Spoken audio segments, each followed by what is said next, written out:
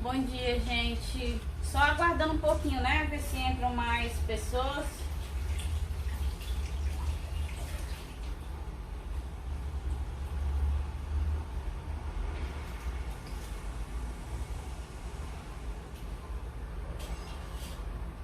Essa área não foi.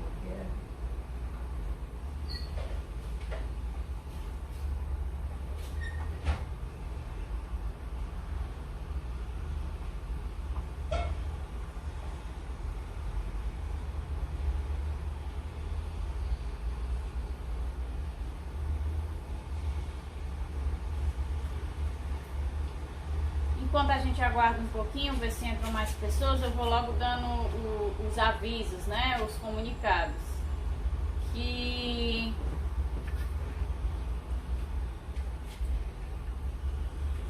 a gente vai...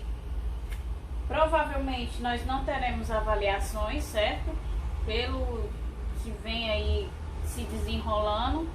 Então não vai ter avaliações. Então, para concluir o semestre, né, para concluir a disciplina, a gente precisa concluir a carga horária. Como essa carga horária não será preenchida pelo tempo dado aí às avaliações, então a gente vai fazer uma coisa que estava no cronograma para vocês fazerem, né, como apresentação de seminários.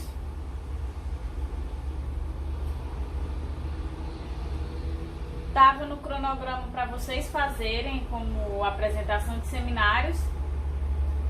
E aí, como tudo isso aconteceu, eu vou fazer como se fossem práticas, né? Bem entre aspas mesmo, porque eu vou mostrar lâminas para vocês de tecidos, né? Que a gente vem estudando.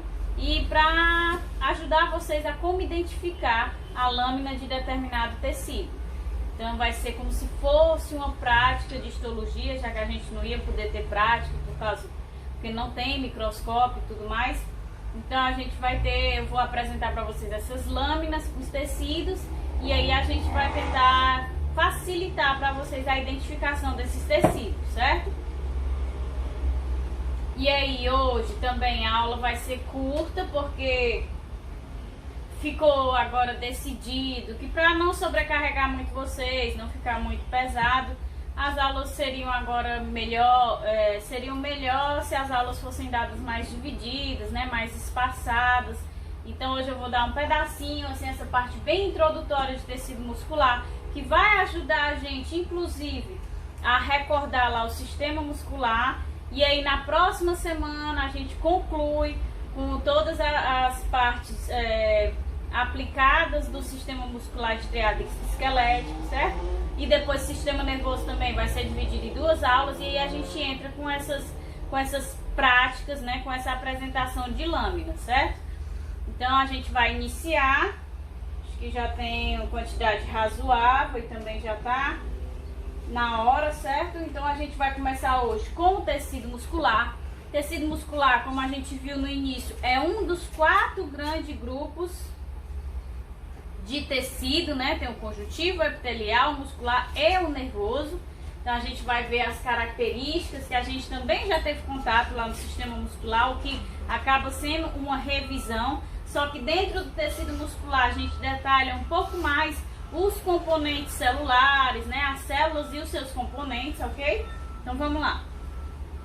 Então o tecido muscular, ele normalmente está associado ao tecido ósseo e aos tendões e vai ser responsável por todos os movimentos do nosso corpo, sejam esses movimentos voluntários ou involuntários, certo?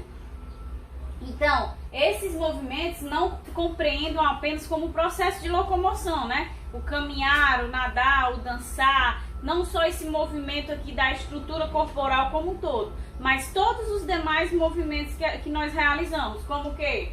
Respiração é um movimento, né? A gente tem aquele movimento da musculatura lisa que compõe ali laringe, traqueia, que a gente viu, que em volta dessa musculatura tem os anéis de cartilagem e tudo mais. Então, essa contração dessa musculatura lisa é que também contribui aí para o processo de entrada e saída do ar. Então, o movimento de quê? De digestão. O sistema digestivo também é todo formado ali pela musculatura lisa, esôfago, estômago, os intestinos. Então, são musculaturas que vão realizar essa contração mais lenta e mais ritmada, que são os movimentos peristálticos, que vão contribuir aí no processo de digestão. E também o que é a circulação, que nada mais é também que o movimento, né, do sangue em si. Então, o tecido muscular, que também vai compor ali a parede dos vasos sanguíneos, juntamente com o tecido epitelial, também vai contribuir para que haja a circulação do corpo. Vou só fechar aqui a porta, porque a rua está muito barulhenta.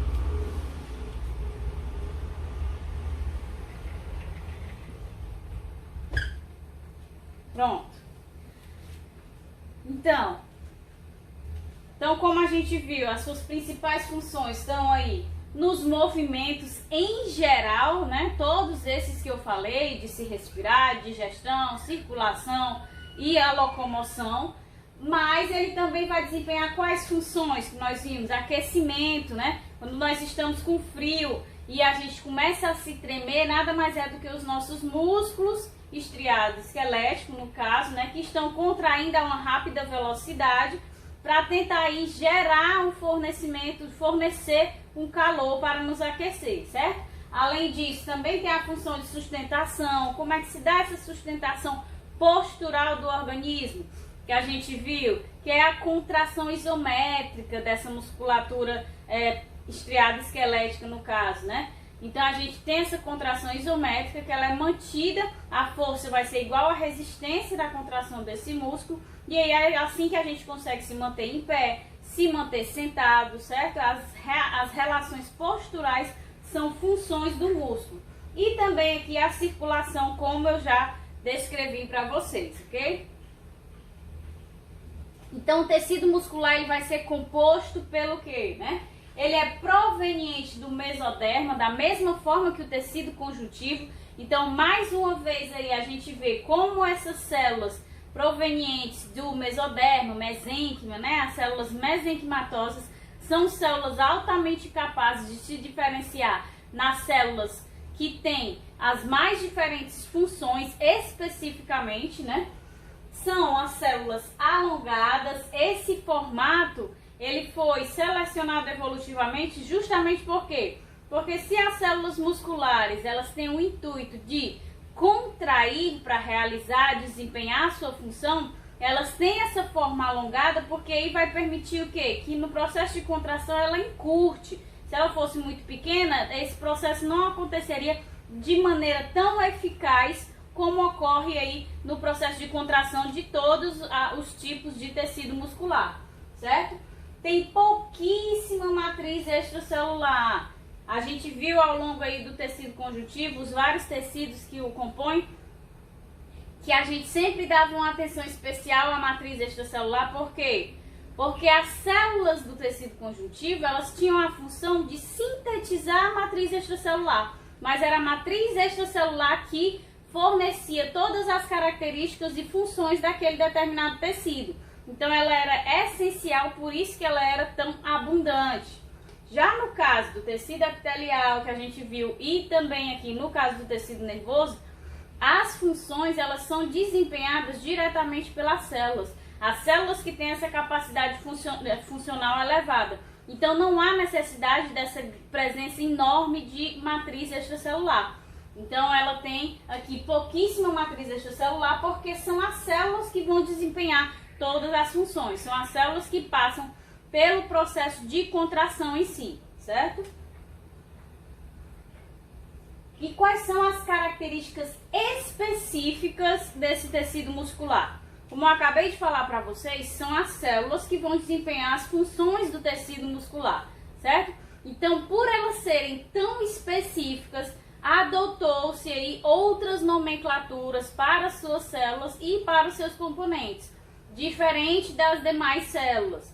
Então, a célula muscular, ela não é chamada de célula muscular, ela é chamada de miócito ou fibra muscular. Devido à sua elevada especificidade, ela precisou passar por essa mudança de nomenclatura. Da mesma forma que quando a gente chegar lá no sistema nervoso, que também são células altamente especializadas para desempenhar suas funções específicas, elas também têm um nome específico.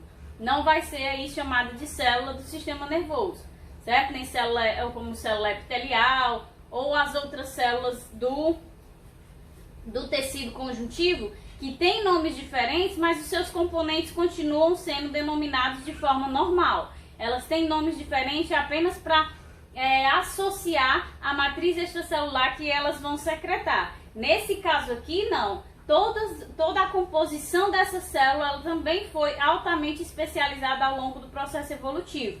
Então, as células do tecido muscular acostumem-se com o nome miócito ou então fibra muscular. Quando a gente fala fibra muscular, a gente está falando da unidade célula desse tecido muscular, certo? A membrana plasmática dessa fibra muscular, em vez de ser chamada membrana plasmática, é chamada de sarcolema.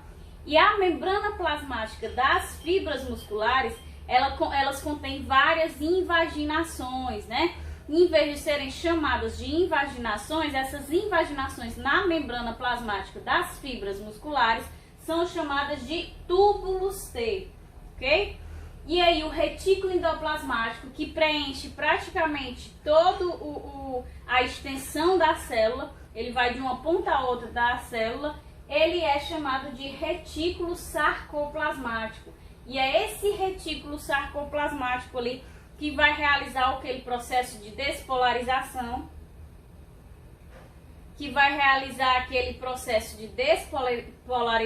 esse retículo sarcoplasmático.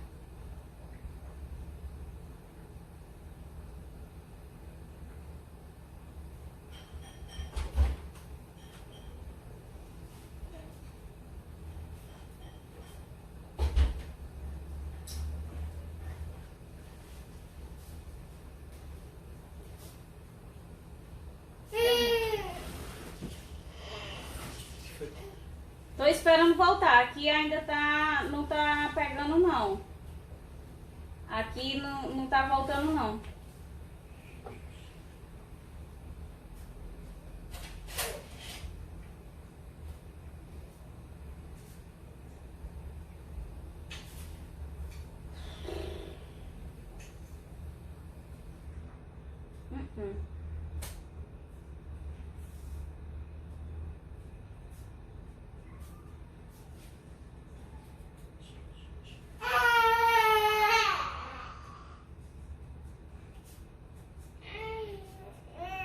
Coisa linda, meu Deus! É muito lindo, você sabia? É uma linda. Ela é feia.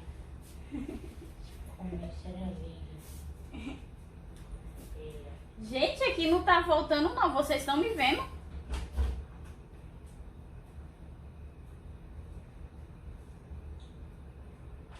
Aqui já voltou, normal.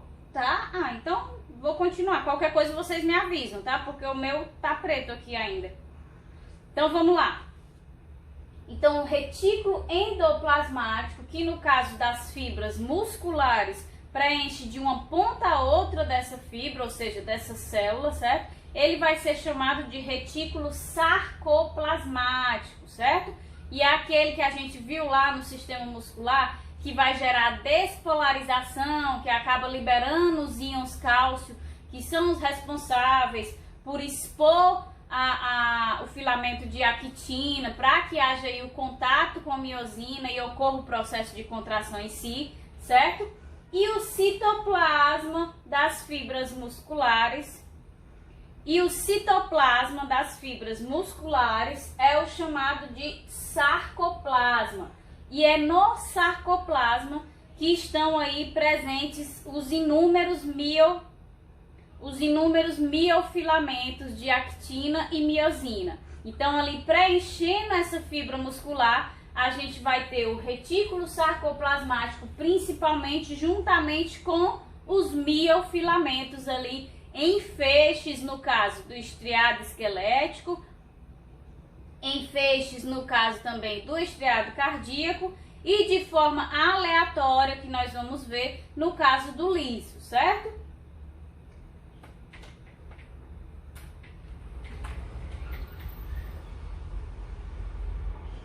Então vamos lá, eu abri a porta aqui para ver, sei lá, se penetra um sinal e esse negócio volta para mim. Porque, meu Deus. Então é importante que vocês tenham aí o contato com essa estrutura da fibra muscular. Então a fibra muscular, né, vai ser a célula do tecido muscular, certo? A membrana plasmática vai ser o chamado sarcolema. E aí, desde a membrana plasmática, nós vamos ter essas invaginações que são chamadas de túbulos T, certo? Esses túbulos T é que recebem o sinal de contração, né? O sinal do nervo motor para que essa fibra contraia. Aqui, ó, abrangendo praticamente toda a extensão da célula, nós temos o retículo sarcoplasmático, que é essa parte azul, certo? Que é o que vai ter aí a riqueza dos íons cálcios para desencadear todo o processo de contração. Também há a presença de mitocôndrias, obviamente. Também há a presença de mitocôndrias, obviamente, aí para o fornecimento do ATP, não é isso? E aí a gente tem aqui a formação, claro, dos sarcômeros, né? A menor unidade de contração do tecido muscular. A menor unidade de contração do tecido muscular. E aí formado por esses filamentos. Filamento grosso é o quê? Miosina. Filamento fino é a actina, certo?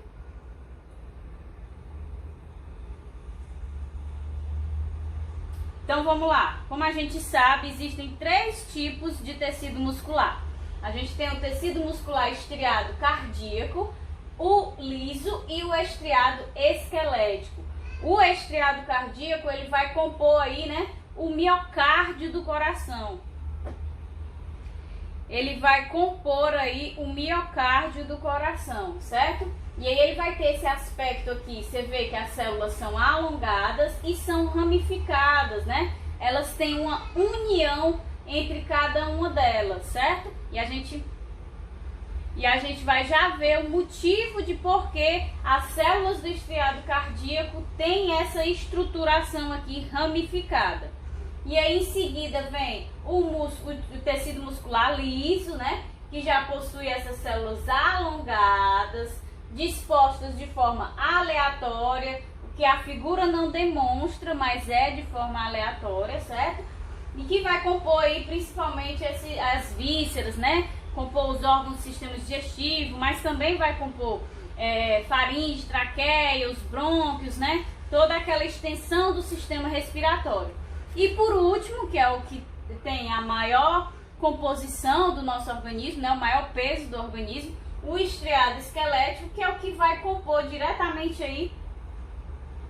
Vou sim, tô gravando.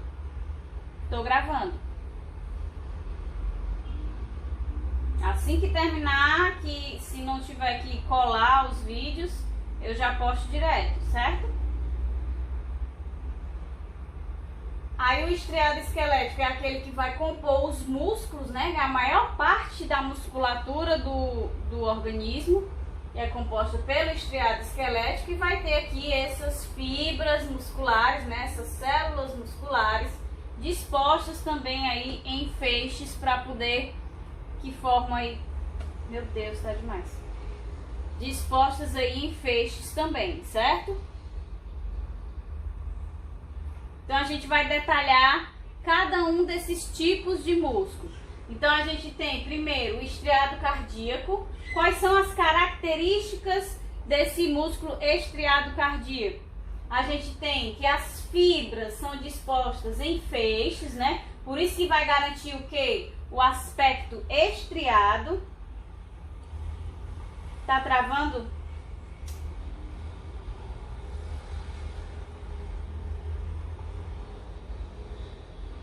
Tá travando para todo mundo?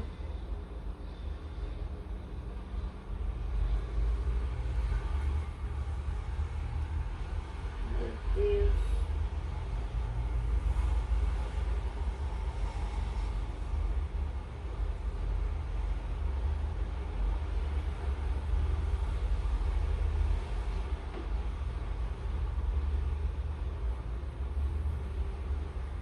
Eu vou tentar uma coisa, tá? Só que vai levar um tempinho. Vou tentar reiniciar, pode ser? Que permaneça assim, amém. Então vamos lá. Certo? Então, quais as características do sistema muscular estriado esquelético? Nós vamos ter as fibras dispostas em feixes, que é o que vai conferir esse aspecto estriado desse tecido. É um tecido de contração involuntária, certo? Essa contração, além de ser involuntária, ela é vigorosa e rítmica, ou seja, ela permanece, certo? Do momento em que a gente aí ainda nem nasceu até o momento da nossa morte. O nosso coração, que é composto pelo tecido muscular estriado cardíaco, ele se mantém nessa contração involuntária, rítmica e vigorosa, certo? A todo momento ele não pode parar literalmente, certo? E ele vai formar esse tecido, o miocárdio, né? Que é o músculo ali que envolve o coração.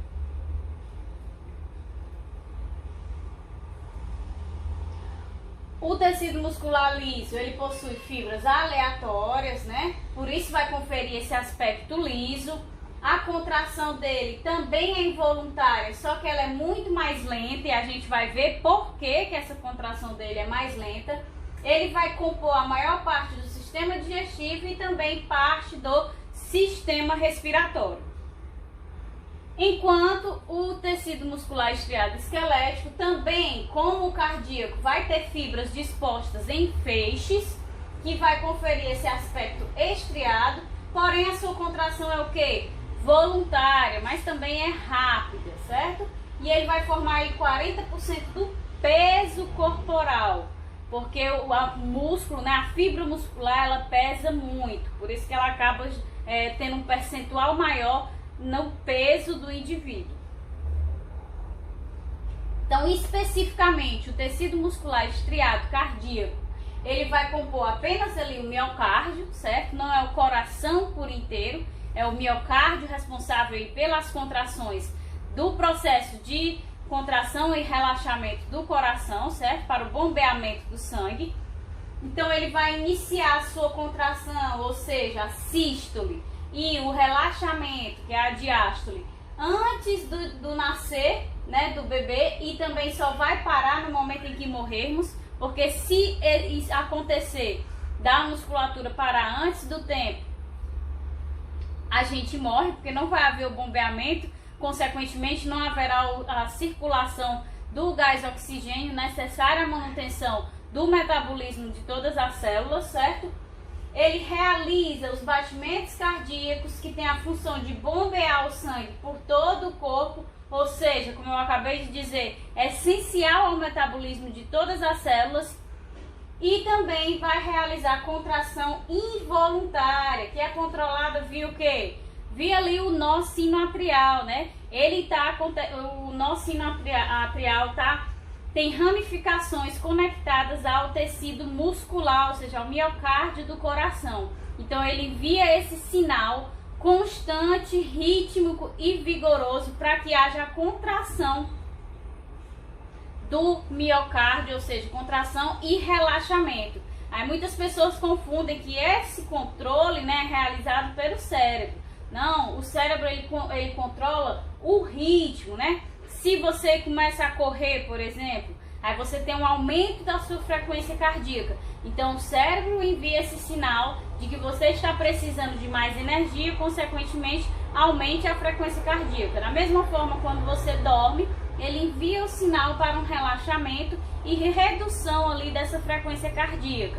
Mas o controle da contração involuntária, vigorosa e que ocorre constantemente desde o momento do de antes do nascimento até o momento da morte é controlado pelo nosso sino atrial, certo? A gente vê aqui que ele tem essas ramificações em que ele envia esses sinais de contração, de sístole e diástole para o miocárdio ali do coração, certo? Então, qual é a composição específica desse tecido muscular estriado esquelético? Então, a gente tem que o estriado cardíaco, desculpa, a gente tem que as fibras, né, ou seja, as células desse músculo estriado cardíaco contém miofilamentos dispostos em feixes, que vai conferir, né, a característica de estrias, e esses miofilamentos, né, esses feixes de actina e miosina são unidos por desmossomos. A gente viu inclusive na aula passada, lá no tecido epitelial, que esses desmossomos, compostos principalmente da proteína caderina, né, que tem essa capacidade de formar essa placa proteica, essa cola, ele vai ter a capacidade de unir essas fibras musculares. E por que é importante a união dessas fibras musculares? No processo de contração e relaxamento do miocárdio, né, do coração em si, vamos colocar assim, nós precisamos que ocorra o quê? De forma rítmica e vigorosa. Para que isso ocorra, eu não posso, como ocorre num processo de exercício físico com o músculo estriado esquelético, eu não posso ativar apenas determinadas fibras e outras não. Eu preciso que todas as fibras sejam ativadas ao mesmo tempo e todas elas sofram contração e relaxamento ao mesmo tempo. Então, essa união de todas essas fibras por esses complexos de desmossomos vai garantir aí mais ainda que esse processo de contração e relaxamento ocorra aí de forma estável, né? Que todas façam o mesmo movimento ao mesmo tempo, certo? Elas vão possuir de 1 a 2 núcleos. Isso ocorre principalmente porque são células ramificadas que entram em contato com outras células, então acaba aí aumentando essa quantidade de núcleos pelo contato já aí com o citoplasma, com o sarcoplasma, né, das outras fibras musculares. São ramificadas, que a gente vai ver uma figurinha, e elas vão se unir umas às outras por discos intracelulares que vão conter os gaps, certo? Que são estruturas que unem esses discos. Como eu falei para vocês, são células ramificadas. E esses pontos de ramificação que unem uma fibra à outra é que são esses pontos aqui de discos intracelulares que vão conter essas proteínas gaps. E são eles que vão unir uma célula à outra, garantindo que essa ramificação de fato mantenha o contato entre uma fibra e outra. Aí a gente tem essa importante aqui característica, que essas células do tecido muscular estriado esquelético não regeneram, certo? Então, no momento em que a gente tem, por exemplo, o infarto do miocárdio, em que houve o bloqueio de alguma artéria, de alguma veia, e aí células daquele ponto do miocárdio não receberam a irrigação e acabaram necrosando, né? Aquelas células nunca serão repostas, certo? Porque não há regeneração das células musculares do tecido estriado esquelético. Então, uma vez que se perde aquelas células, é para toda a vida, o que prejudica aí, né, o desempenho desse coração, né, desse músculo do coração. Então, essa estruturação, tanto da união das fibras pelos desmossomos, como da ramificação unida por esses discos intracelulares, contendo essas proteínas gaps, essa estruturação é que vai permitir que essa contração seja simultânea, né? Que ocorra aí a contração e o relaxamento simultaneamente, porque todas as células que compõem o tecido muscular estriado esquelético contraem e relaxam ao mesmo tempo, aí juntamente com todas essas estruturas que garantem que isso aconteça. E aí quando isso não acontece, a gente tem disfunções como o quê? A arritmia, né? Quando a gente tem a imensa maioria das fibras contraindo em determinado momento e outras que contraem no momento oposto, no momento da diástole, por exemplo. Então esses fatores aí de contração inadequada, né, as disfunções de contração dessas fibras do estriado cardíaco é que vão conferir aí algumas disfunções cardíacas, como por exemplo as arritmias, ok? Então aqui fica mais fácil para vocês visualizarem. Aqui a gente tem as fibras, certo? Desse músculo estriado esquelético. E essas fibras aqui, esses miofilamentos, são unidos pelos desmossomos, que são compostos aí pela proteína caderina, certo? Então esses miofilamentos estão unidos pelos desmossomos. E aí eu tenho que a minha fibra muscular do estriado cardíaco se ramifica aqui nessa região para ter contato já aqui com outra fibra muscular. E esse contato está sendo realizado através do quê? Do disco intracelular, que é essa estrutura aqui que tem como se fossem as vilosidades do intestino. Pois é, mas não são as vilosidades no intuito de absorção, e sim de encaixe. Eles são um encaixe um do outro. Então a conexão entre cada uma dessas fibras que se ramificam é realizada através desses discos. E no centro desses discos nós temos aqui as junções gap, né, que são essas proteínas que de fato colam essa estrutura aqui dos discos intracelulares uma na outra. E aí toda essa estruturação, né, de união tanto dos miofilamentos como das fibras em si vai garantir que essa contração das fibras cardíacas ocorra simultaneamente, certo? Então vamos lá. E agora a gente vai detalhar o que? O tecido muscular liso, certo? As fibras desse tecido muscular liso especificamente. Então as fibras do tecido muscular liso, sempre lembrando, fibras ou miócitos é a célula do tecido muscular. Então essas fibras, elas são compostas por miofilamentos dispostos aleatoriamente, certo? Não em feixes, por isso ele não tem um aspecto estriado. Ele possui apenas um núcleo e aqui a gente tem uma grande diferença para os outros dois tecidos. A taxa de regeneração das células do tecido muscular liso é muito elevada, diferente, né, do cardíaco que não regenera, e como a gente vai ver na outra aula do estriado esquelético, que regenera a taxas muito baixas, certo?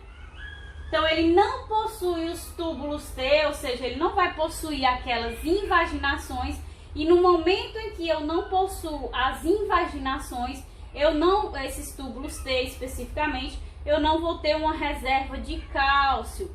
Os túbulos T têm a função de garantir uma reserva de cálcio dentro das fibras musculares. E aí no momento em que ele recebe o sinal do neurônio motor, ele passa aí essas moléculas de cálcio lá para o retículo sarcoplasmático, que vai sofrer aí a despolarização, liberando esse cálcio. Então, como essas células da musculatura lisa não possuem esses túbulos T, elas não possuem uma reserva de cálcio.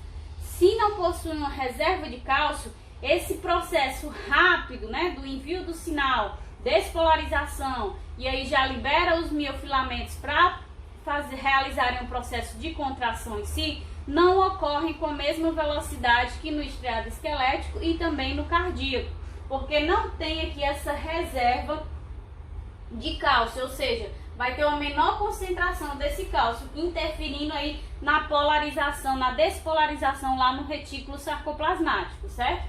Então o cálcio que entra para favorecer o processo de contração, ele entra através de vesículos, ou seja, tem que passar por todo o processo de endocitose, né? Aí a vesícula vai entrar para ainda lá dentro liberar esse cálcio. Então tudo isso é lento e é devido a isso que eu falei para vocês lá no início, que a gente ia ver por que a contração da musculatura lisa ela é mais lenta. Por isso, porque a gente não tem um processo de despolarização e liberação do cálcio tão rápido e eficiente quanto nos outros dois tipos. No caso da musculatura lisa, essa liberação do cálcio, o fornecimento do cálcio se dá de forma muito lenta. Por isso que a contração da musculatura lisa é muito lenta, mas lembrando-se que ela é involuntária. Ela recebe o sinal ali do sistema nervoso autônomo. Então ela vai receber o sinal, só que para ela captar esse cálcio vai demorar mais, porque ela vai precisar gerar essa vesícula, né, de endocitose contendo esse cálcio. Então é por isso que quando algumas pessoas dizem, se essa contração é involuntária, significa que eu posso beber água de cabeça para baixo?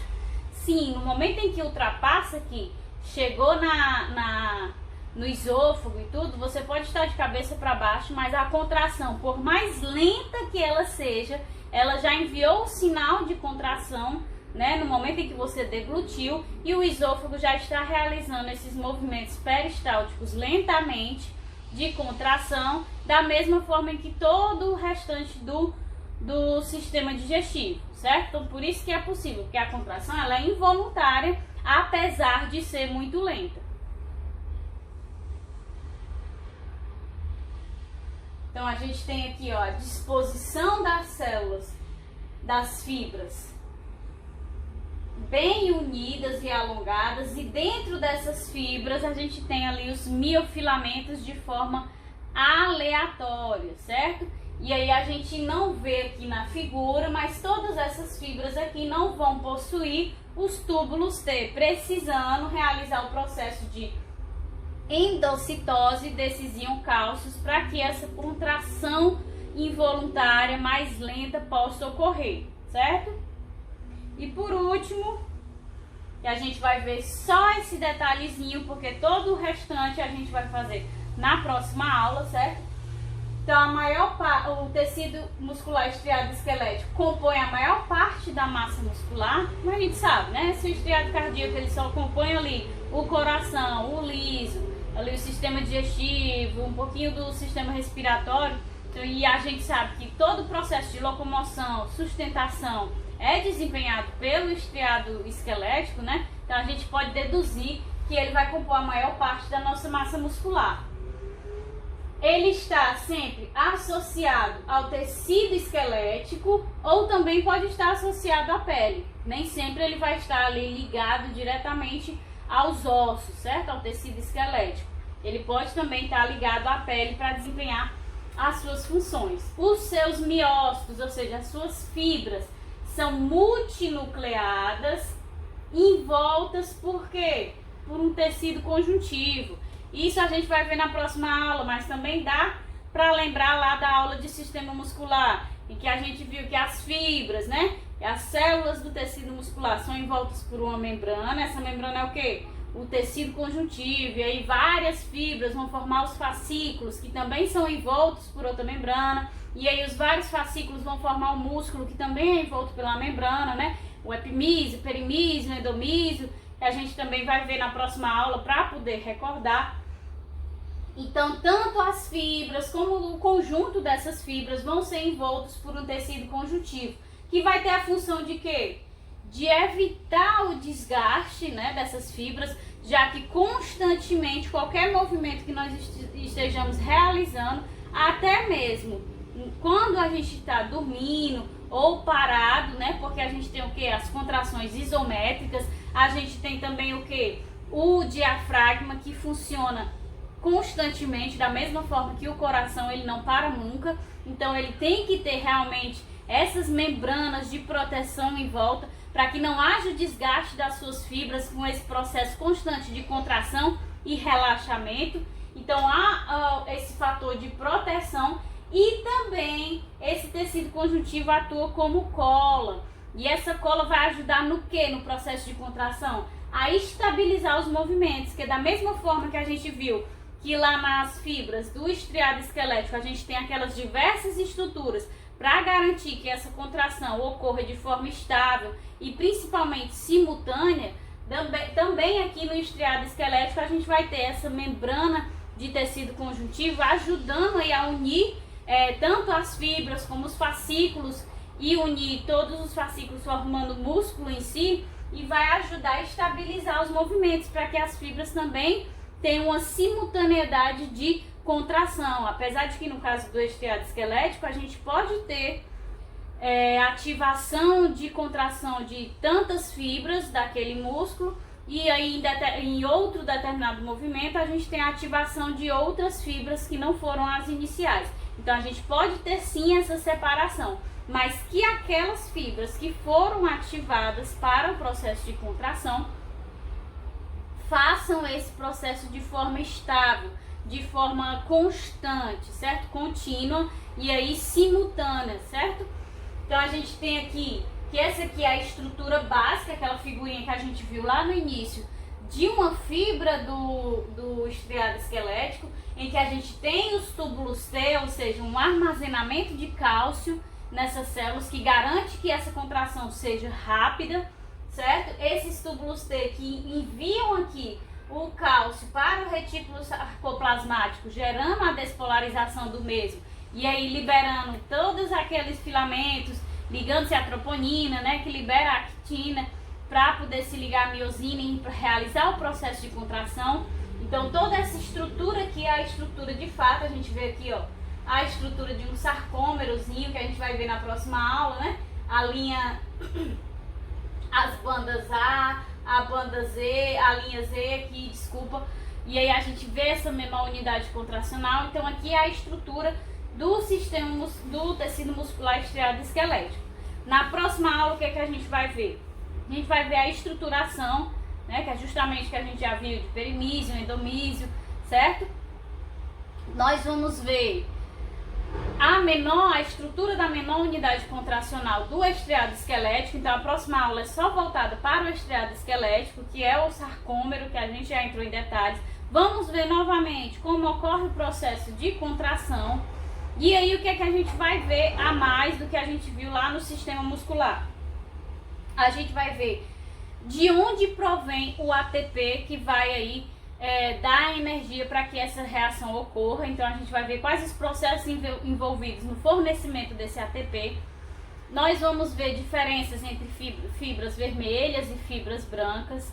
Vamos ver como é que ocorre a hipertrofia dessas fibras. A gente vai ver que as fibras do tecido muscular estriado esquelético, elas depois que elas são produzidas até certo período do nosso desenvolvimento, elas não são mais produzidas, elas não sofrem mais mitose, nem também tem uma taxa de regeneração grande, com exceção de algumas poucas células satélites que têm a capacidade aí de regenerar esse tecido, mas também tem uma regeneração muito baixa. O que acontece aí é uma hipertrofia. A gente vai ver como é que ocorre a hipertrofia dessas fibras, certo? E a gente vai detalhar essas partezinhas assim mais curiosas relacionadas ao músculo em si, que a gente vê mais aplicado aos exercícios, certo? Exercícios físicos no caso. Então aí na próxima aula a gente vai ver essa parte do tecido muscular estriado esquelético. E aí eu vou mandar para vocês questõezinhas para variar, certo? Mas não vão ter muitas porque foi uma aula mais geral. E aí de tarde, sistema endócrino, certo? Combinado? Pronto, gente. Pois bom dia, até mais tarde, viu? Desculpa aí a internet, mas vocês sabem que não tenho culpa.